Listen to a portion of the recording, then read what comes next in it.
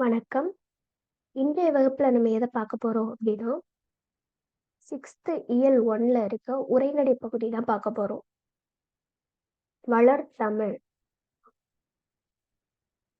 இங்க தமிழோட சிறப்ப பத்தி குடுத்திருக்காங்க. நம்மளோட மொழி என்னது? ரொம்ப மூத்தது, இளமையானது, எளிமையானது, இனிமையானது அப்படி அந்த மாரி நம்ம மொழிய புகழ்ந்திருக்காங்க தமிழ் மொழிய. இதுல நம்ம எக்ஸாம் பாயிண்ட் ஆஃப் வியூல இருக்க கொஸ்டின்ஸ்லாம் இப்ப பார்க்கலாம். பாரதியார் இதுல ஒரு கோட்டிங் சொல்லியிருப்பாரு. என்ன அப்படின்னா, யாமறிந்த மொழிகளிலே தமிழ் மொழி போல் இனிதாவது எங்கும் காணோம் அப்படின்னு சொல்லிட்டு தமிழ் மொழி அவ்வளவு இனிமையானது அப்படின்னு சொல்லிட்டு பாடினது யாரு அப்படின்னா பாரதியார்.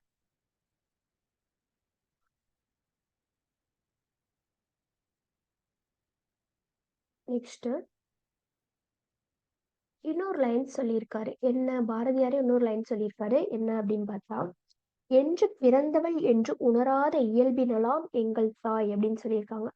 என்னைக்கு எப்ப பிறந்தோன்னே தெரியாது அந்த அளவுக்கு ரொம்ப மூத்த மொழி, ரொம்ப பழமையான ஒரு மொழி அப்படின்ற மாரி சொல்லுவாங்க. மூத்த மொழி அப்படின்னு சொல்லுவாங்க. எது நம்ம தமிழ் மொழி. அந்த மாரி புகழ்ந்து பேசியிருக்கிறது யாருன்னா, பாரதியார் தான் இந்த மாரியான லைன்ஸ்லாம் குடுத்திருப்பாங்க. நெக்ஸ்ட் என்ன குடுத்திருக்காங்க அப்படின்னா, ம் சாலைகள் தோன்றிய பிறகே சாலை விதிகள் தோன்றியிருக்கும். அதுபோல இலக்கியம் தோன்றிய பிறகே அதற்குரிய இலக்கண விதிகள் தோன்றியிருக்க வேண்டும் சொல்றாங்க. ஃபர்ஸ்ட் என்ன வந்திருக்கணுமா, சாலைகள் வந்த பெரட்டி தான் நம்மளுக்கு சாலை விதிகள்லாம் போட்டிருப்பாங்க. அது மாரிதான் நம்மளுக்கு இலக்கியம்லாம் வந்த பெரட்டி தான் நம்மளுக்கு இலக்கண விதிகள்னு ஒண்ணே வந்திருக்கு அப்படின்னு சொல்றாங்க. நம்மளுக்கு தமிழ்ல கிடைச்சிருக்க ரொம்ப பழமையான இலக்கண நூல் என்ன அப்படின்னா தொல்காப்பியம். அடுத்தது நம்ம பார்க்க போறது வலஞ்சுழி எழுத்துக்கள், இடஞ்சுழி எழுத்துக்கள் அப்படின்னு சொல்லுவாங்க. அது என்ன இந்த வலஞ்சுழி எழுத்துக்கள், இடஞ்சுழி எழுத்துக்கள் அப்படின்னா, ஆ ஒரு 5 எழுத்து குடுத்துருக்காங்க. வலஞ்சுழி எழுத்துக்கள். என்னன்னா, அ, ஏ, ஔ, ந, ஞ. நம்ம தமிழ் எழுத்துக்கள்ல பெரும்பாலும் நம்ம என்ன அதிகமா யூஸ் பண்ணுவோம் அப்படின்னா, வலஞ்சுழி எழுத்துக்கள் தான் அதிகமா யூஸ் பண்ணுவோம். அ, மா, ஆ அப்புறம் என்ன சொல்லுவோம்? அணில் அந்த மாரிலாம் நெறைய வருதுல்ல. அந்த மாரி வலஞ்சுழி எழுத்துக்கள் தான் நம்ம நெறைய யூஸ் பண்ணுவோம். இடஞ்சுழி எழுத்துக்கள் ஆ ரொம்ப கம்மியா தான் யூஸ் பண்ணுவோம். அது மாரி ட, ய, ழ அந்த இதெல்லாம் ரொம்ப கம்மியா தான் யூஸ் பண்ணுவோம். ஸோ நம்ம எந்த தமிழ் எழுத்துக்கள் பெரும்பாலும் அதிகமா யூஸ் பண்ணுவோம் அப்படின்னா, வலஞ்சுழி எழுத்துக்கள். இந்த இத பார்த்துக்கணும். எது எது வலஞ்சுழி எழுத்துக்கள், எது இடஞ்சுழி எழுத்துக்கள்னு பார்த்துக்கணும். நெக்ஸ்ட்டு இந்த பாக்ஸ்ல குடுத்துருக்கத நல்லா பார்த்துக்கணும்.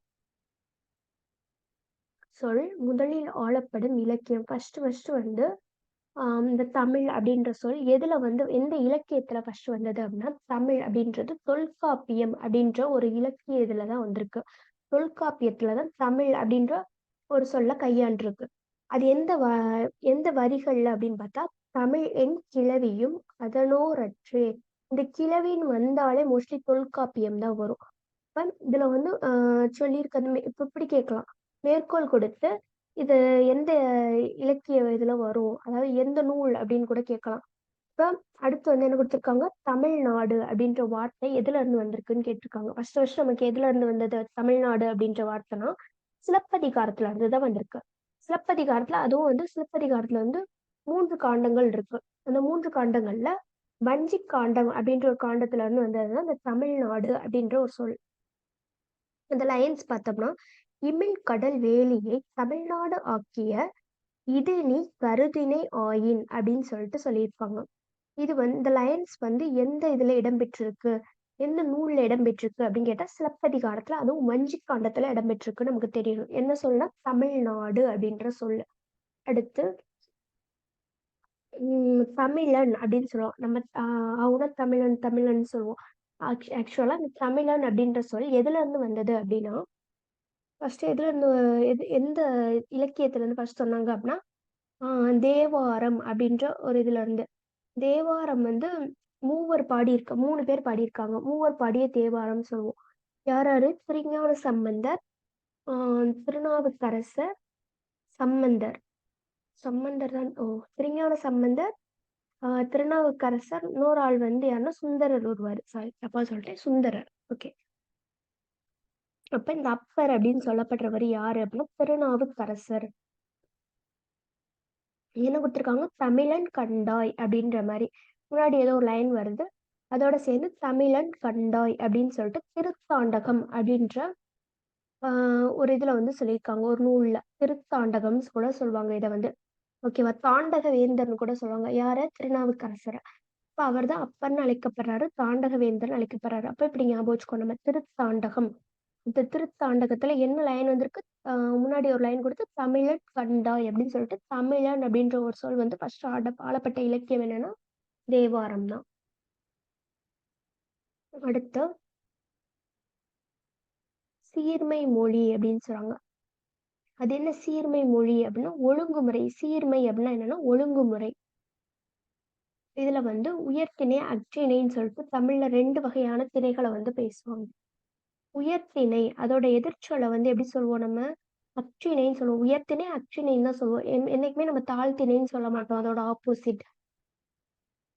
அதான் சொல்லியிருக்காங்க இங்க. அஃறிணை அப்படின்னா, அல் பிளஸ் திணை அப்படின்னா, உயர்வு அல்லாத திணைன்னு தான் சொல்வாங்க. தாழ்திணைன்னு நம்ம சொல்ல மாட்டோம். உயர்திணைக்கு ஆப்போசிட் என்ன சொல்வோம்? எதிர்ச்சொல் வந்து என்ன சொல்வோம் அப்படின்னா, அஃறிணை தான் சொல்வோம். உயர்வு அல்லாத திணை அப்படின்னா. அஃறிணை எப்படி பிரிப்போம்? அல் பிளஸ் திணை அப்படின்னு பிரிப்போம். அது மாரி பாகற்காய். பாகற்காய்னா என்ன? கசப்பு காய்ன்னு சொல்வோம்.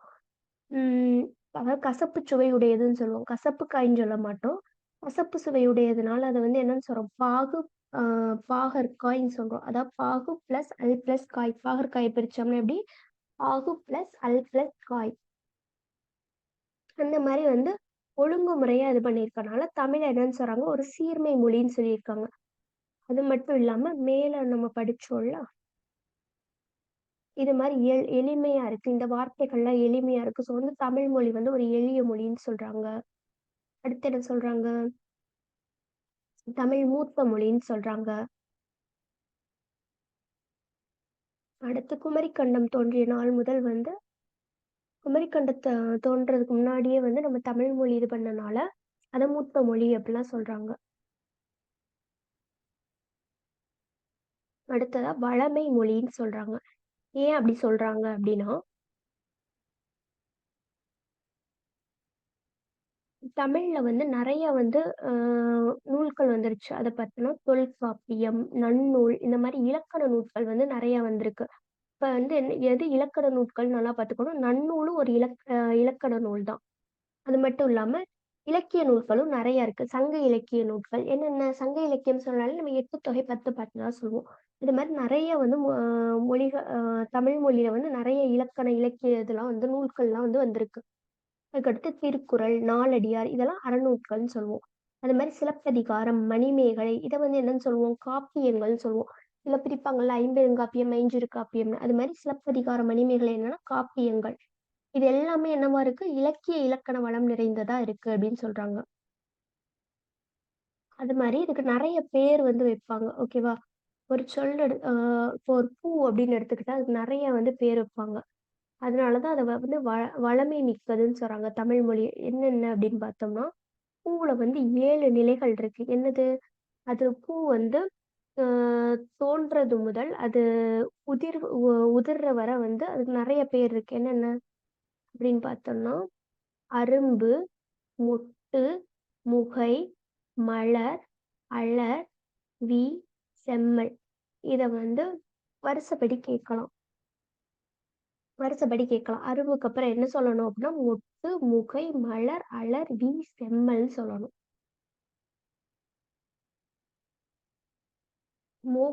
மொட்டுக்கு அப்புறம் தான் முகை.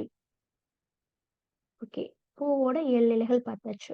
அடுத்து ம் மா அப்படின்ற சொல்லுக்கு அதாவது ஒவ்வொரு சொல்லுக்கும் வந்து நெறைய மீனிங் இருக்குன்னு சொல்றாங்க. அதனால தான் தமிழ வளமை மிக்க மொழின்னு சொல்றாங்க. இப்போ மா அப்படின்ற அ அந்த சொல்லுக்கு வந்து என்னென்ன மீனிங்ஸ்லாம் இருக்கு அப்படின்னு கேட்டா, மானா மரம், விலங்கு, பெரியன்னு சொல்லுவாங்க. மாநாடு, பெரிய மாநாடு நடக்க போகுது இந்த மாரிலாம் சொல்லுவாங்கல்ல அது. இந்த மாரி திருமகள், அழகு, அறிவு, அளவு, அழைத்தல். அப்படின்னு சொல்லிட்டு அம்மாவலாம் கூப்பிடுவாங்கல்ல, அப்படின்னு. அந்த மாரி இளைத்தல், துகள், மேன்மை, வயல், வண்டு இதெல்லாம் என்னன்னா அப்படின்ற சொல்லுக்கான வேறு பொருட்கள். அதாவது வேற மீனிங்ஸ் அப்படின்னு சொல்லுவோம். மரம், விலங்கு, பெரிய, திருமகள், அழகு, அறிவு, அளவு, அழைத்தல், துகள், மேன்மை, வயல், வண்டு. அடுத்து வளர்மொழின்னு சொல்றாங்க தமிழ. எதனால அப்படின்னு பார்த்தா, தமிழ்ல வந்து முத்தமிழ் இருக்கு. என்னன்னா இயல், இசை, நாடகம். இது ஒவ்வொன்றும் ஒவ்வொரு இதை வெளிப்படுத்தும். என்ன அப்படின்னா இயல் தமிழ் அப்படின்னு பார்த்தா, நம்மளோட எண்ணம் எண்ணம் மீன் நம்மளோட நம்ம இப்ப என்ன யோசிக்கிறோமோ அதை அப்படியே வெளிப்படுத்திரும். ஓகேவா? அதான் வந்து இயல் தமிழ்ன்னு சொல்லுவாங்க. இசை தமிழ் அப்படின்னா உள்ளத்தை மகிழ்விக்கும் இசை, மியூசிக். ஓகேவா? அது வந்து நம்மளுக்கு வந்து ரொம்ப மகிழ்ச்சி கொடுக்கும்ல, அதான் சொல்றாங்க உள்ளத்தை மகிழ்விக்கும். நாடகத் தமிழ் வந்து உணர்வில் கலந்து வாழ்வின் நிறை குறைகளை சுட்டிக்காட்டும். இது நம்ம அன்றாட வாழ்வுல நடக்கிறது தான். அதான் நாடகத் தமிழ்ன்னு சொல்லுவோம். அதுக்கப்புறம் இதுலயே நெறைய இதெல்லாம் இருக்கு. ஓகேவா? இப்ப வளர்ந்துட்டே இருக்கு. தமிழ்ல வந்து ஒவ்வொரு இதா வந்து ஒவ்வொருத்தரையா வளர்ந்துட்டு இருக்குல்ல தமிழ்லயே. அதான் சொல்றாங்க. அதாவது இலக்கிய வடிவங்கள் வந்து புதிது புதிதாக உருவாகுது. என்னென்ன அப்படின்னு பார்த்தா, இலக்கியம். இலக்கியத்துல என்னென்ன? ஃபர்ஸ்ட்டு செய்யுள்னு ஒண்ணு படிப்போம். செய்யுள்ல இருந்து கவிதை, கவிதையில இருந்து புதுக்கவிதையா உருவெடுத்துச்சு. இப்போ புதுக்கவிதையில இருந்து என்ன உருவெடுத்திருக்கு அப்படின்னா, துணிப்பாவா உருவெடுத்திருக்கு. இந்த மாரி தமிழ்ல வந்து நெறைய கவிதை வடிவங்கள் வந்து வந்துட்டே இருக்கும். செய்யுள், கவிதை, புதுக்கவிதை, துளிப்பான்னு சொல்லுவாங்க. அதுக்கப்புறம் உரைநடையிலே அது மாரியான வடிவங்கள் இருக்கு. கட்டுரை, கட்டுரை கொஞ்சம் அ இது பண்ணி எழுதணும்னா புதினம் சொல்லுவாங்க. புதினத்த விட கொஞ்சம் அதிகமா எழுதுனா சிறுகதைன்னு சொல்லுவாங்கல்ல அதான். ஓகேவா? இதெல்லாம் உரைநடை வடிவங்கள். அது மட்டும் இல்லாம, இப்ப வந்து என்ன சொல்றாங்க, தமிழ்லயே அறிவியல் தமிழ், கணினி தமிழ் அப்படின்னு சொல்லிட்டு நெறைய வளர்ந்துட்டே இருக்கு. ஸோ வந்து இத வளர்மொழின்னு சொல்லுவாங்க. அதே மாரி தாவரங்களோட இலைப்பெயர்கள் வந்து இங்க குடுத்துருக்காங்க. இதையும் நல்லா பார்த்துக்கணும் நம்ம. இப்ப எப்படி கேட்கலாம்? ஆ அருகு, கோரை எந்த வகையைச் சார்ந்தது அப்படின்னு கேட்பாங்க. இப்ப இலையா, கீரையா, புல்லானா? அப்ப நம்ம புல் வகையை சார்ந்தது. அதோட இலைய வந்து என்ன சொல்லுவாங்க? அருகு புல், கோரை புல் அப்படின்னு தானே சொல்லுவோம். ஸோ வந்து அதோட இலைய என்ன சொல்லுவோம்? புல் அப்படின்னு சொல்லிட்டு சொல்லுவோம். நெக்ஸ்ட்டு ஆள் இலை, அரசு இலை, மாவிலை, பலா இலை, வாழை இலை அப்படின்னு சொல்லுவோம்ல, அந்த மாரி படிச்சுக்கணும். அகத்தி, பசலை, முருங்கை இதெல்லாம் வந்து என்னன்னு சொல்லுவோம்? நம்ம கீரைன்னு தெரியும். அடுத்து அருகு, கோரை பார்த்தாச்சு. அடுத்து நெல்தாள், வரகுத்தாள் அப்படின்னு சொல்லுவோமா? நெக்ஸ்ட்டு மல்லித்தழை. இத நம்ம டெய்லி வந்து யூஸ் பண்றது தான் மல்லித்தழை. ம். அதுக்கப்புறம் சப்பாத்தி கள்ளி, தாழை. இது 2யும் என்னன்னு சொல்லுவோம்? மடல் வகை. ஓகே. சப்பாத்தி கல்லியோட அந்த இலைய வந்து என்னன்னு சொல்லுவோம்? மடல்ன்னு சொல்லுவோம். தாழைக்கு வந்து என்னன்னு சொல்லுவோம்? மடல்ன்னு சொல்லுவோம். அது மாரி கரும்புக்கும், நாணலுக்கும் வந்து என்னன்னு சொல்லுவோம்னா, தோகைன்னு சொல்லுவோம். கரும்பு தோகை, நாணல் தோகை அப்படின்னு சொல்லுவோம். நெக்ஸ்ட்டு பனையோலை, தென்னை ஓலை. கமுகுனா என்னன்னா பாக்கு. கமுகோட ஒரு மீனிங் என்னன்னா பாக்குன்னு அர்த்தம். ஆ இப்ப வந்து இதோட அந்த இலைய வந்து என்னன்னு சொல்லுவாங்கன்னா, கூந்தல்ன்னு சொல்லுவாங்க.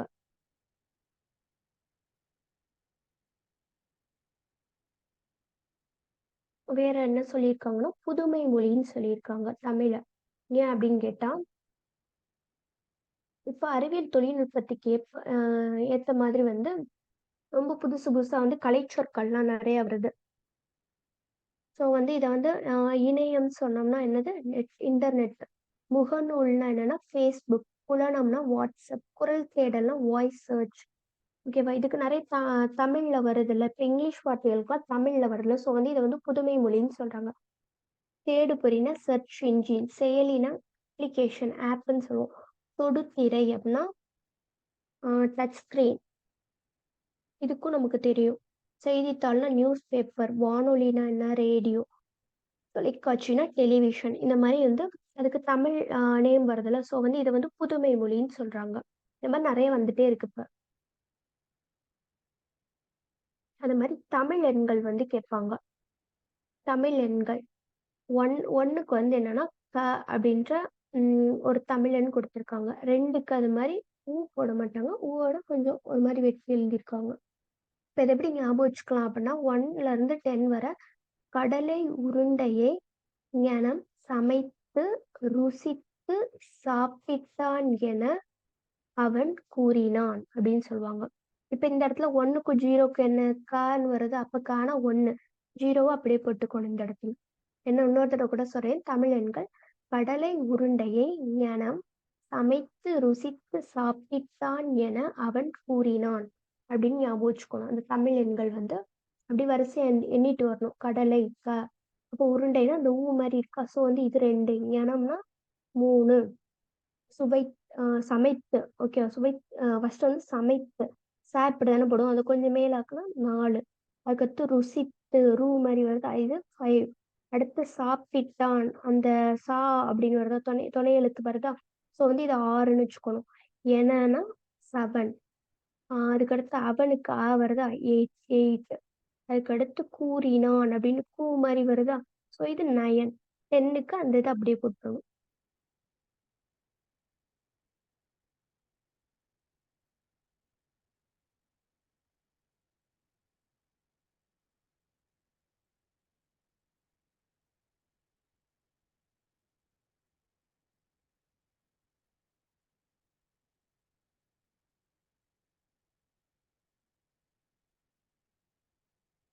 அடுத்து புக் பேக்ல வந்து என்ன சொல்லியிருக்காங்க? தொன்மைனா என்னன்னா பழமை. தொன்மைனா என்னன்னா பழமை. இடப்புறம் இத எப்படி பிரிப்போம்? இடம் பிளஸ் புறம் பிரிப்போம். இடப்புறம் எப்படி பிரிப்போம்? இடம் பிளஸ் புறம் பிரிப்போம். சீரிழமை இத எப்படி பிரிப்போம்? சீர்கூட்டல் இளமை அப்படின்னு பிரிப்போம். எந்த இது வரும்? சீர்கூட்டல்ல சீர்மை பிளஸ் இளமையா? சீரிழமை எப்படி பிரிப்போம்னா சீர்மை பிளஸ் இளமைன்னு பிரிப்போம்.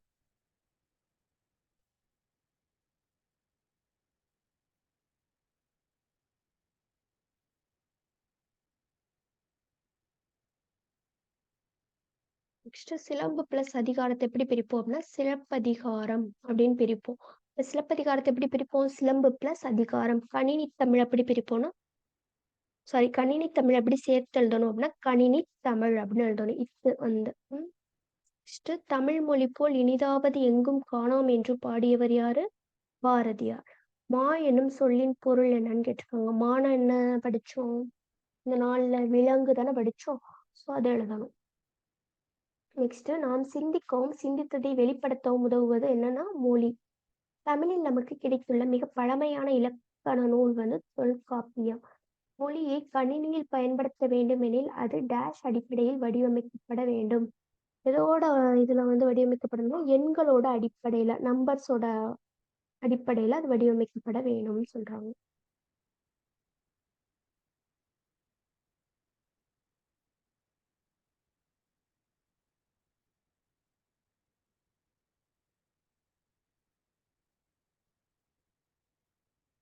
நன்றி. மீண்டும் அடுத்த வகுப்புல சந்திக்கலாம்.